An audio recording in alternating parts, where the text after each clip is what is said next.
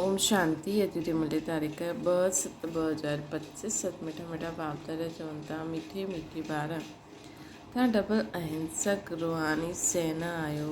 तव्हांखे श्रीमत ते पंहिंजी दैवी राजधानी स्थापना करणी आहे। प्रश्न आहे, तव्हां रूहानी सेवादारी ॿार सभिनि खे कंहिं ॻाल्हि जी चेतावनी ॾींदा आहियो? उत्तर आहे, तव्हां सभिनि खे चेतावनी ॾींदा आहियो कि इहो उहो ई महाभारत लड़ाई जो समय आहे। हाणे इहा पुराणी दुनिया विनाश थियणी आहे। बाबा नई दुनिया जी स्थापना कराइनि था। विनाश खां पोइ जय जयकार थींदी। तव्हांखे आपस में मिली करे राय करणी खपे कि विनाश खां पहिरियों सभिनि खे बाप जो परिचय कीअं मिले।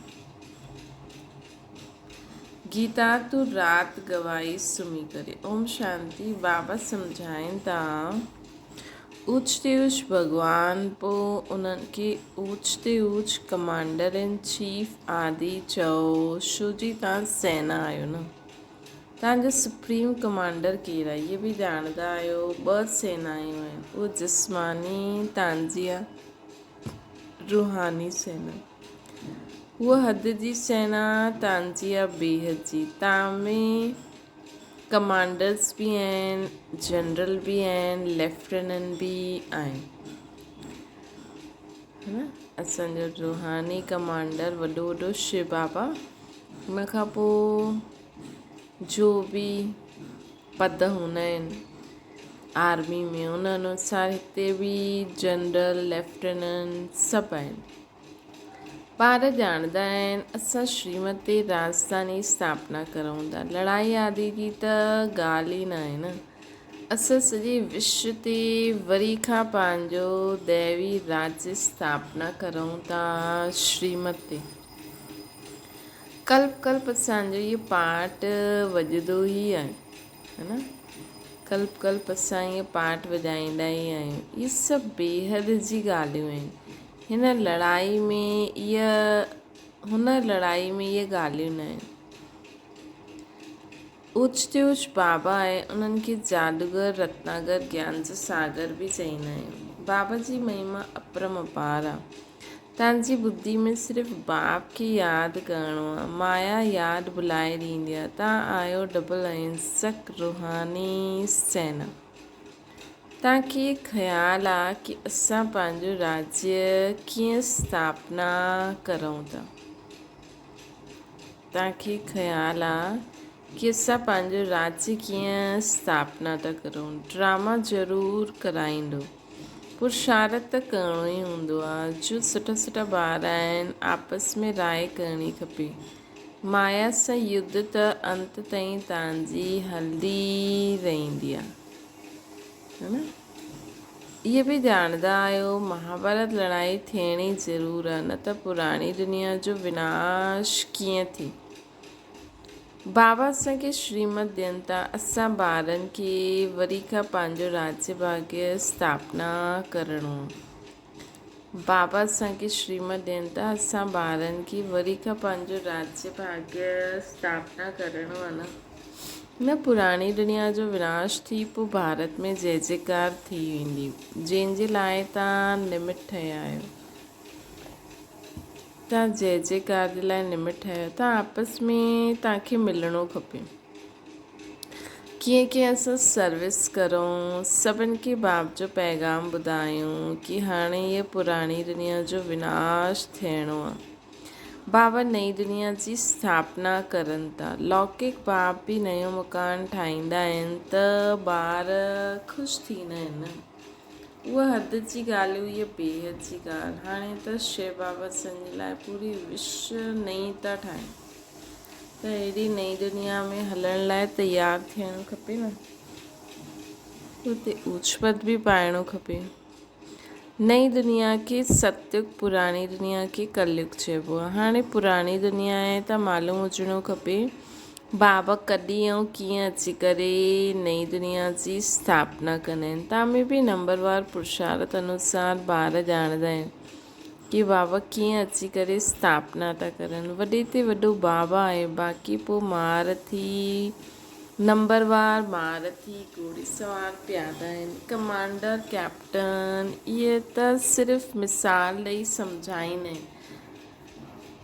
त ॿारनि खे आपस में मिली राय कढणी खपे कि सभिनि खे असां कीअं बाबा जो परिचय ॾियूं बाबा जे कर्तव्य जी पहचान ॾियूं इहे रूहानी सेवा आहे असां पंहिंजे भाउ भेणनि खे चेतावनी कीअं ॾियूं कि बाबा नई दुनिया स्थापना करण लाइ आया आहिनि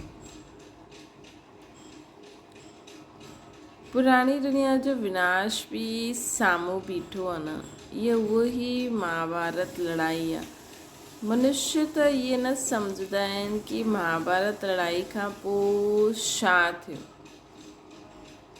मनुष्य त इहे न सम्झंदा आहिनि तव्हां हाणे फील कंदा आहियो कि हाणे असां संगम युग ते पुरुषोत्तम ठहूं था उत्तम ते उत्तम पुरुष मर्यादा पुरुषोत्तम ठहूं था हाणे बाबा आहिनि पुरुषोत्तम ठाहिण हिन में लड़ाई आदि जी कोई ॻाल्हि ई न आहे बाबा चईंदा आहिनि ॿार पतित दुनिया में हिकु बि पावन न थी सघंदो आहे पावन दुनिया में हिकु बि पतित न हूंदो हाणे हिकु बि पावन न आहे पावन दुनिया में हिकु बि पतित न आहे कंप्लीट पावन त न आहे न एतिरी नंढी सी ॻाल्हि बि कोई सम्झंदो न आहे तव्हां ॿारनि खे सभु चित्र आदिनि जो सार सम्झायो आहे भक्ति मार्ग में मनुष्य जप तप दान पुण्य आदि जो बि कंदा आहिनि उन सां अल्पकाल जे लाइ कागविष्ट समान सुख जी प्राप्ति थींदी आहे न भक्ति मार्ग में मनुष्य जप तप दान पुण्य आदि जो बि कंदा आहिनि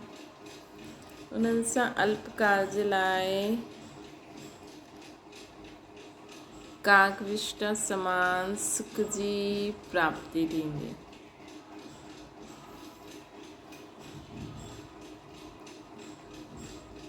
जो बि कंदा आहिनि हुन सां अल्पकाल जे लाइ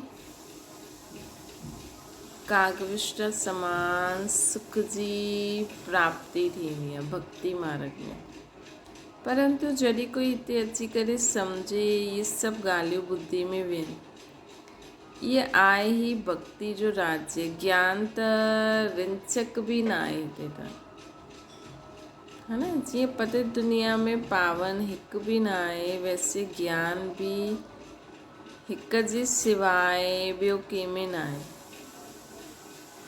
जीअं पतित दुनिया में पावन हिकु बि न आहे वैसे ज्ञान भी हिक जे सिवाय ॿियो कंहिंमें बि न आहे बाबा जे सिवाय ॿियो कंहिंमें बि ज्ञान न आहे वेद शास्त्र आदि सभु भक्ति मार्ग जा आहिनि सीढ़ी त उतरणी ई आहे है न वेद शास्त्र आदि सभु भक्ति मार्ग जा आहिनि सीढ़ी त उतरणी ई आहे हाणे तव्हां ब्राह्मण ठहिया आहियो इन सां नंबरवार इन में नंबरवार सेना आहे न ब्राह्मणनि में भी मुख्य जो कमांडर कैप्टन जनरल आहिनि उन्हनि खे आपस में मिली करे राय करणी खपे असां बाबा खे संदेश कीअं ॾियूं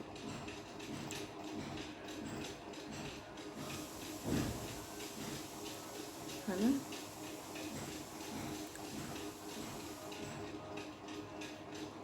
त उन्हनि खे उहो जो मीटिंग वीटिंग थींदी आहे न उन्हनि जे लाइ बाबा चवनि था त ॿारनि खे सम्झाइणो आहे मैसेंजर पैगंबर अथवा गुरु त हिकु ई थींदो आहे बाक़ी सभु भक्ति मार्ग जा आहिनि संगम युगी सिर्फ़ु तव्हां आहियो मैसेंजर पैगंबर अथवा गुरु त हिकु ई हूंदो आहे बाक़ी सभु भक्ति मार्ग आहे सिर्फ़ु संगम युगी सिर्फ़ु तव्हां आहियो ये लक्ष्मी नारायण एम ऑब्जेक्ट बिल्कुलु एक्यूरेट आहे बाबा चवनि था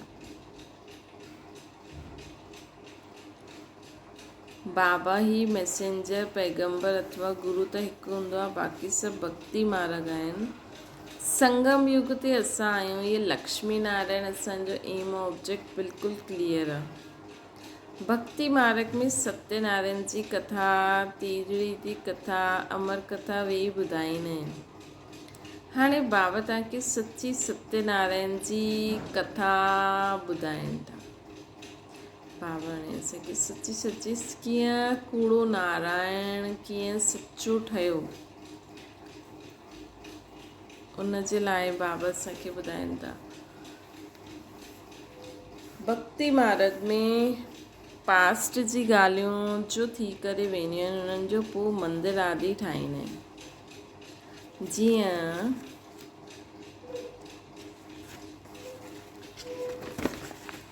जीअं शिव बाबा हाणे तव्हांखे पढ़ाइनि था न, पोइ भक्ति मार्ग में यादगार ठाहींदा। सतयुग में शिव लक्ष्मी नारायण आदि जो कोई चित्र हूंदो ई न। सतयुग में शिव लक्ष्मी नारायण आदि जो कोई जो बि चित्र हूंदो ई न। ज्ञान त बिल्कुलु अलॻि आहे, भक्ति बिल्कुलु अलॻि आहे। इहे बि तव्हां ॼाणंदा आहियो। बाबा चईंदा आहिनि hear no evil, talk no evil, see no evil. तव्हां ॿारनि खे हाणे केतिरी ख़ुशी आहे, नई दुनिया स्थापना थिए थी। सुखधाम जी स्थापना अर्थ बाबा असांखे वरी खां डायरेक्शन ॾियनि था कि हीअं हीअं करो। उन में बि नंबर 1 डायरेक्शन ॾींदा आहिनि कि ॿार हाणे पावन ठहो। पतित त सभी आहिनि, है न, पतित त सभी आहिनि। त जो सुठा सुठा ॿार आहिनि उन्हनि खे आपस में मिली करे राय करणी आहे कि सर्विस खे कीअं वधायूं, ग़रीबनि खे कीअं मैसेज ॾियणो आहे असांखे। बाबा त कल्प पहिरियों मिसल आया आहिनि, है न, ग़रीबनि खे कीअं मैसेज ॾियणो आहे, ईअं राय करो। चईंदा आहिनि पंहिंजे खे आत्मा सम्झी मुझ बाप खे यादि करो। राजधानी ज़रूरु स्थापना थियणी आहे, सम्झंदा ज़रूरु। जो देवी देवता धर्म जा न आहिनि उहे न सम्झंदा, उहे विनाशकाली ईश्वर सां विपरीत बुद्धि हूंदा। तव्हां ॿार ॼाणंदा आहियो संजो धणी आहे, हिन करे तव्हांखे न विकार में वञिणो आहे, न लड़ाई झगड़ो करिणो। तव्हांजो ब्राह्मण धर्म ॾाढो ऊच आहे, उहे शूद्र धर्म जा आहिनि, तव्हां ब्राह्मण धर्म जा आहियो। तव्हां चोटी, उहो पैर। चोटी जे मथां आहे उच ते उच भॻवानु निराकार, है न, ब्राह्मण चोटी तव्हां आहियो। तव्हां ब्राह्मणनि खां ऊचा निराकार भॻवानु शिव बाबा। इन अखियुनि सां न ॾिसण जे कारण विराट रूप में चोटी ऐं शिव बाबा खे ॾेखारींदा ई न आहिनि। चोटी ब्राह्मण ऐं शिव बाबा खे ॾेखारींदा ई न आहिनि, छो जो हाणे ब्राह्मण बि आहिनि लेकिन कंहिंखे सम्झ में थोरी थो अचे। शिव बाबा बि हूंदा आहिनि, कंहिंखे नज़र थोरी था अचनि। देवी देवता धर्म बि सभिनि न ॾिठो आहे, लेकिन निशानियूं आहिनि त चईंदा आहिनि। सिर्फ़ु चईंदा आहिनि देवता क्षत्रिय वैश्य शूद्र। जो देवता ठहींदा आहिनि उहे ई पोइ पुनर्जन्म वठी क्षत्रिय बि ठहींदा, पोइ वैश्य बि ठहींदा, पोइ शूद्र बि ठहींदा। विराट रूप जो बि अर्थ कोई न ॼाणंदो आहे। हाणे त सम्झंदा आहियो करेक्ट चित्र ठाहिणो आहे। कल्ह बि बाबा चवनि पिया न, सिर्फ़ु असां चित्रनि खे मॉडिफाई करूं था, करेक्शन करूं था। शिव बाबा बि ॾेखारींदा आहिनि, ब्राह्मण बि ॾेखारिबो आहे। तव्हांखे हाणे सभिनि खे मैसेज ॾियणो आहे कि पंहिंजे खे आत्मा सम्झी बाप खे यादि करो। तव्हांजो कमु आहे मैसेज ॾियणु। जीअं बाबा जी महिमा अपरंपार आहे, वैसे भारत जी बि ॾाढी महिमा आहे। जीअं बाबा जी महिमा अपरंपार आहे, वैसे भारत जी बि महिमा आहे। ॾिसो बाबा ऊच ते ऊच बाबा ईंदा भारत में आहिनि, त बाबा में जो बि शक्ति आहिनि, गुण आहिनि, उहे केतिरा हिन दुनिया में फैलिया हूंदा, ख़ासि भारत में, है न। ॿियुनि जॻह बि मतिलबु ज्ञान सूर्य भारत में प्रगट थींदा आहिनि बाबा, त हुन अनुसार भारत भूमि ते केतिरा बाबा जा खज़ाना फैलियल हूंदा। नज़दीक में त हिते ई हूंदा न, बाक़ी दूर दूर यादि जेका बि वेंदा आहिनि इहे बि 7 रोज़ कोई ॿुधे तॾहिं ॿुधी में वेही चईंदा आहिनि फ़ुर्सत न आहे। अरे अधु कल्ह पुकारंदा आया आहियो, हाणे इहे प्रैक्टिकल में आया आहिनि। बाबा खे अचिणो ई आहे अंत में। इहे बि तव्हां ब्रह्मण ॼाणंदा आहियो नंबरवार पुरुषार्थ अनुसार। पढ़ाई शुरू कई ऐं निश्चय थियो माशूक आयल आहे जंहिंखे असां पुकारंदा हुआसीं ज़रूरु कोई शरीर में आयो हूंदो न। पढ़ाई शुरू थी ऐं निश्चय थियो माशूक शिव बाबा आयल आहिनि जंहिंखे असां पुकारंदा हुआसीं ज़रूरु कोई शरीर में आया हूंदा न। उन्हनि खे पंहिंजो शरीर त आहे न, है न। शिव बाबा खे पंहिंजो शरीर त आहे न।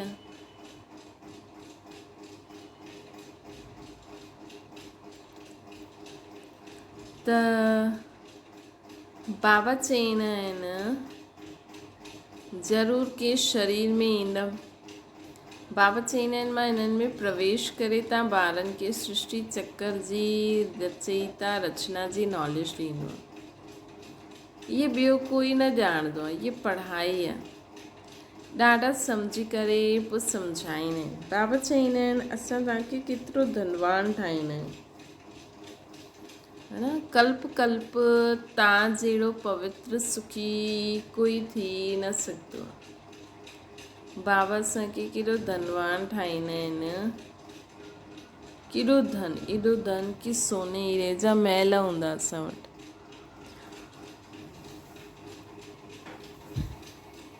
कल्प कल्प तव्हां जहिड़ो पवित्र ऐं सुखी कोई न थी सघंदो आहे। तव्हां ॿार हिन समय सभिनि खे ज्ञान दान ॾींदा आहियो न। असां हाणे हिन समय सभिनि खे ज्ञान दान ॾींदा आहियूं।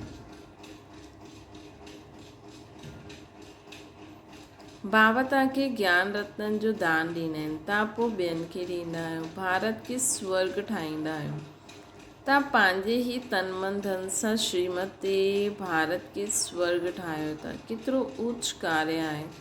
तव्हां गुप्त सेना आहियो, कंहिंखे बि पतो न आहे। तव्हां ॼाणंदा आहियो असां विश्व जी बादशाही वठूं था, श्रीमत वारा श्रेष्ठ ठहूं था। हाणे बाबा चईंदा आहिनि मामेकम यादि करो। श्री कृष्ण त चई न सघे, उहो त प्रिंस हुयो न। तव्हां प्रिंस ठहींदा आहियो। सत्युग त्रेता में प्रवृत्ति मार्ग आहे। अपवित्र राजा आहियूं, पवित्र राजा रानी लक्ष्मी नारायण जी पूजा कंदा आहिनि द्वापर कलयुग में। पवित्र वर्ष पवित्र प्रवृत्ति मार्ग वारनि जो राज्य हलंदो आहे।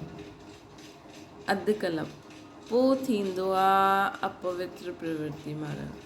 सोचो जॾहिं असां अपवित्र प्रवृत्ति मार्ग में ईंदासीं त असां ई पंहिंजी मूर्तियुनि जी पूजा कंदासीं। अधु आना ॾींहुं ऐं राति लाखों वर्ष त थी न सघे, पोइ अधु कीअं थिए।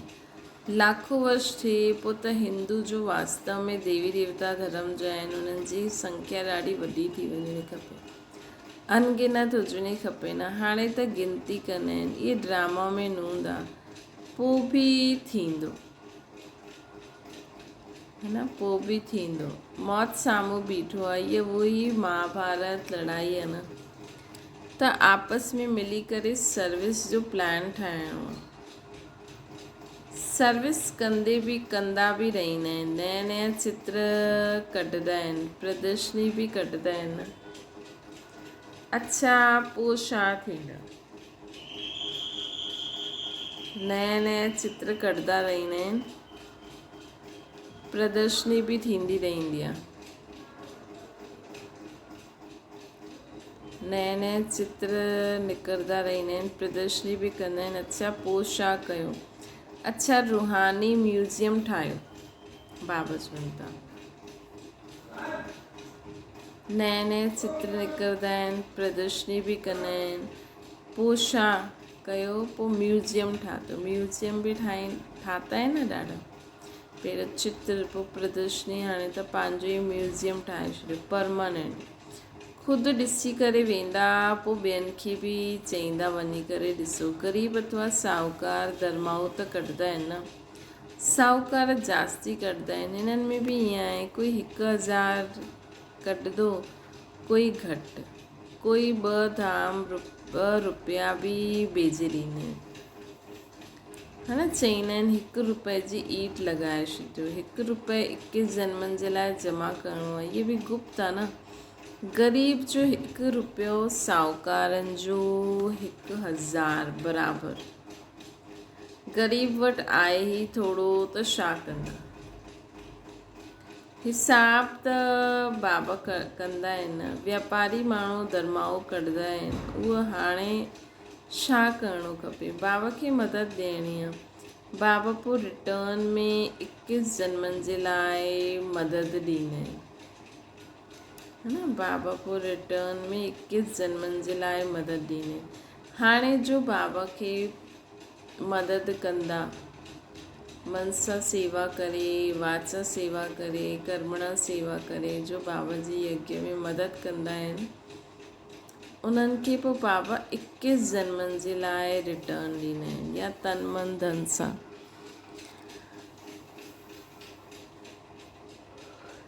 अगरि धन सां बि मदद कंदा आहिनि त बि बाबा खे मदद ॾियणी पए न। पैसे असांजो आहे ई छा न, सभु कुझु त बाबा जो ई आहे। ही त हिकु बसि रीति ठहियलु हूंदी आहे, मदद करो, तव्हांजा पैसा सभु कुझु बाबा खे ॾेई छॾियो, बाबा जो ई बाबा खे ॾियूं था। बाबा अची करे ग़रीबनि खे मदद कंदा आहिनि। हाणे त इहा दुनिया ई न रहंदी, सभु मिटी में मिली वेंदो। इहे बि ॼाणंदा आहियो, स्थापना ज़रूरु थियणी आहे। कल्प पहिरियों मुआफ़िक, है न। कल्प निराकार बाप चईंदा आहिनि, भारत देह जे सभु धर्म त्याग, हिकु बाप खे यादि करो। ये ब्रह्मा बि रचना आहे न। ब्रह्मा कंहिंजो ॿारु आहे, कंहिं क्रिएट कयो। ब्रह्मा विष्णु शंकर खे कीअं क्रिएट कंदा आहिनि, ये बि कोई ॼाणंदा न आहे, है न। ब्रह्मा विष्णु शंकर खे कीअं क्रिएट कंदा आहिनि, ये बि कोई ॼाणंदा न आहे। बाबा अची करे सत्य ॻाल्हि सभिनि खे ॿुधाईंदा आहिनि, कीअं ब्रह्मा विष्णु शंकर खे क्रिएट कंदा आहिनि, ये बि कोई ॼाणंदा न आहे। ब्रह्मा शिव बाबा जो ॿारु आहे, कीअं क्रिएट कई शिव बाबा। बाबा अची करे सत्य ॻाल्हियूं ॿुधाईंदा आहिनि। ब्रह्मा बि ज़रूरु मनुष्य सृष्टि में ई हूंदो। ब्रह्मा जी वंशावली ॻायल आहे न, असां सभु ब्रह्मा जी वंशावली आहियूं। भॻवानु मनुष्य सृष्टि जी रचना कीअं रचंदा आहिनि, ये कोई न ॼाणंदो आहे। ब्रह्मा त हिते हुजिणो खपे न। बाबा चईंदा आहिनि, जंहिंमें असां प्रवेश कयो, इहे बि ॾाढे जन्मनि जे अंत वारो आहे। इन्हनि पूरा 84 जन्म वरिता, है न। इन्हनि पूरा 84 जन्म वरिता।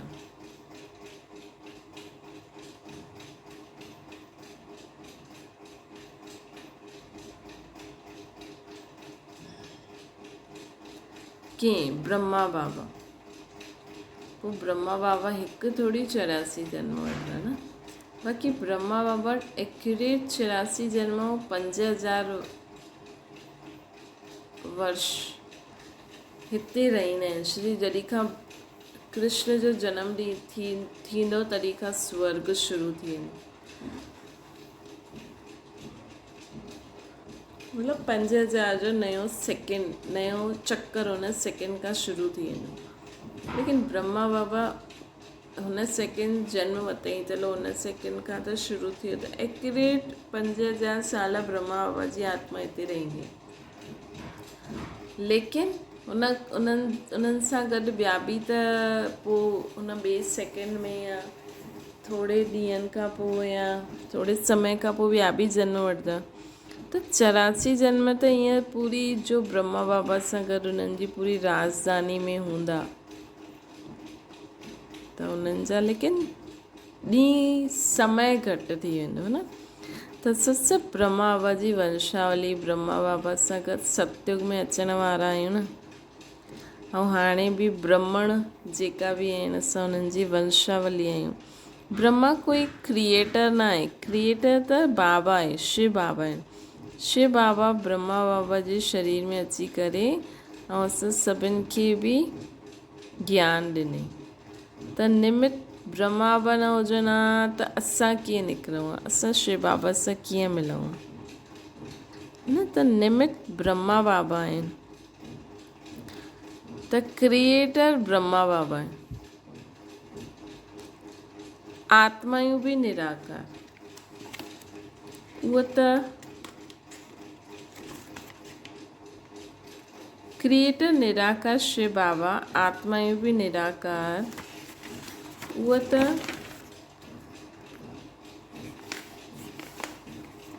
अनादि आहे शिव बाबा त। के न क्रिएट न कयो आहे, पोइ ब्रह्मा किथां खां आयो। बाबा चईंदा आहिनि मां हिननि में प्रवेश करे पोइ हिननि जो नाम बदिली करे छॾियो आहे। तव्हां ब्राह्मणनि जा बि नाम बदिली कया न, है न। तव्हां ब्राह्मणनि जा बि नाम बदिली कया। तव्हां आहियो राज ऋषि, शुरू में संन्यास करे साथ में रहण लॻी वियो त तव्हांजो नाम बदिली करे छॾियो। पोइ ॾिठो कि माया खाई वेंदी आहे त माला ठाहिण, नाम रखणु बाबा छॾे छॾियईं। अॼुकल्ह दुनिया में हर ॻाल्हि में ठगी ॾाढी आहे, दूध में बि ठगी, सची चीज़ त मिलंदी न आहे। बाप जे लाइ बि ठगी, स्वयं खे भॻवानु कहलाइण लॻी वेंदा आहिनि, है न। हाणे तव्हां ॿार ॼाणंदा आहियो आत्मा छा आहे, परमात्मा छा आहे। कीअं शिव बाबा ब्रह्मा बाबा जे शरीर में अची करे असांखे एडॉप्ट कंदा आहिनि, पंहिंजो ठाहींदा आहिनि, पंहिंजो पूरो परिचय ॾींदा आहिनि, वरसो ॾींदा आहिनि, स्वर्ग जी बादशाही ॾींदा आहिनि। तव्हां में बि नंबरवार पुरुषार्थ अनुसार आहिनि। बाबा ॼाणंदा आहिनि केरु कीअं पढ़ंदो आहे, पोइ पढ़ाईंदा आहिनि छा पद पाईंदा। निश्चय आहे असां बाप द्वारा वर्ल्ड जो क्राउन प्रिंस था ठहूं, है न। प्रिंस बि हूंदो त प्रिंसेस बि हूंदी। त भई संस्कार असां में भरजनि था प्रिंस प्रिंसेस ठहिण जा। पोइ किंग क्वीन बि ठहींदासीं। त अहिड़ो पुरुषार्थ करे ॾेखारिणो। त हाणे अहिड़ो पुरुषार्थ करे ॾेखारिणो। असां क्राउन प्रिंस ठहूं, पोइ 84 जो चकर लॻायूं, हाणे वरी ठहींदा आहियूं। पहिरियों हुयासीं, पोइ 84 जो चकर लॻायो त गुम थी वियो, हाणे वरी ठहूं था प्रिंस प्रिंसेस। सोचो जीअं की ॿार खे सुबुह खां ई तयारु कराए छॾियो क्राउन पाए करे, त उहो ॿारु सॼो ॾींहुं हुन ड्रेस में रहे, पोइ धीरे धीरे हिकु हिकु करे लाहींदो वेंदो आहे न, खेॾंदो आहे, भारी लॻंदो आहे, पोइ कॾहिं सुम्हंदो,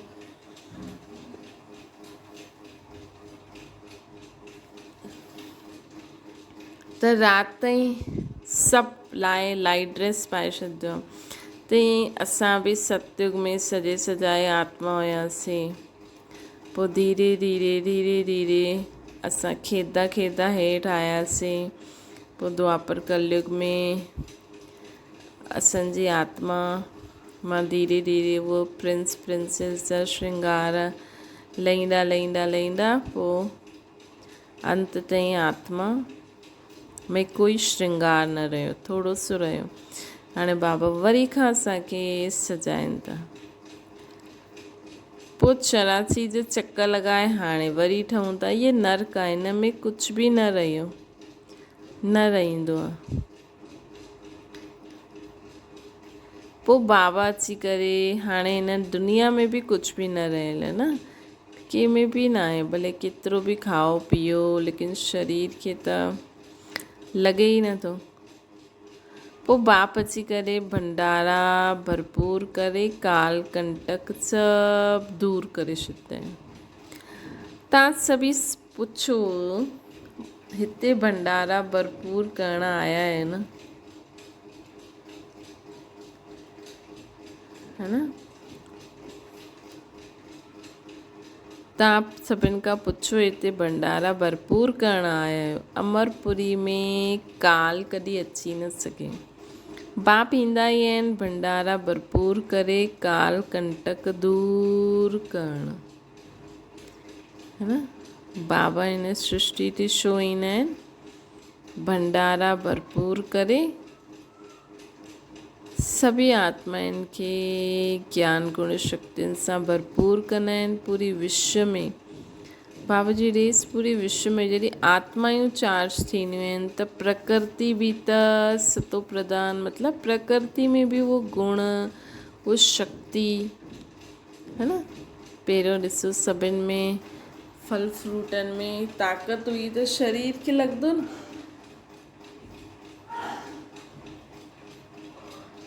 सत्युग में पाणी बि दूध जीअं हूंदो। इहे दूध जी नदियूं मतिलबु हीअ कोई खीर न वहींदो, मतिलबु पाणी बि अहिड़ो ताक़त वारो हूंदो। त हाणे पाणी में बि ताक़त न रही आहे, धरती में बि ताक़त न रही आहे, हवा बि शुद्ध न आहे, आसमान में बि गैसिस, ग्रह बि ईअं थी विया आहिनि। त इन प्रकृति ते बि त बाबा जी रेस पवंदी आहे त इहे बि शुद्ध थींदी वेंदी आहे, इहे बि ताक़तवर थींदी वेंदी आहे। त बाबा ईंदा आहिनि ऐं सभिनि जा भंडारा भरपूर करे छॾींदा आहिनि काल कंटक दूर। उहो अमरलोक, इहे मृत्युलोक, उहा अमरलोक आहे, इहे मृत्युलोक आहे। अहिड़ी अहिड़ी मिठी मिठी ॻाल्हियूं ॿुधणी ऐं ॿुधाइणियूं आहिनि हिक ॿिए खे, है न? फालतू ॻाल्हियूं न ॿुधो न ॿुधायो, इहे हीअं थो करे, हिन हीअं कई, फलानो फलानो। अच्छा, मीठी मीठी सिक लॾे ॿारनि प्रति माता पिता बाप दादा जो यादि प्यार ऐं गुड मॉर्निंग। रूहानी बाप जी सभिनि रूहानियुनि ॿारनि खे नमस्ते। असांजी बि रूहानी माता पिता बाप दादा खे यादि प्यार गुड मॉर्निंग ऐं नमस्ते। धारणा जे लाइ मुख्य सार, बाबा विश्व जो मालिक ठहिण जी पढ़ाई पढ़ाइण आया आहिनि। हिन करे कॾहिं ईअं न चइणो आहे की असांखे फ़ुर्सत न आहे। श्रीमती तन मन धन सां भारत खे स्वर्ग ठाहिण जी सेवा करो। ख़ासि भारत आम पूरी दुनिया खे पावन ठाहियो। ॿियो आपस में ॾाढी मिठी मिठी ज्ञान जी ॻाल्हियूं ॿुधणियूं आहिनि, ॿुधाइणियूं आहिनि। बाबा जो इहे डायरेक्शन सदा यादि रहे। Hear no evil, see no evil, talk no evil, do no evil. वरदाना, हद जी सर्व कामनाउनि ते जीत प्राप्त करण वारा काम जी जगत जीठ। काम विकार जो अंश सर्व हदनि जी कामना आहे। कामना हिकु हूंदी आहे वस्तुनि जी, ॿी हूंदी आहे व्यक्ति द्वारा हद जी प्राप्ति जी। कंहिं बि व्यक्ति असांखे कुझु ॾिए, इहे बि कामना रहंदी आहे न। टियों आहे संबंध निभाइण जी। चौथों आहे सेवा भावना में हद जी कामना जो भाव। सेवा में भी हद जी कामना रहंदी आहे न, नाम मान शान।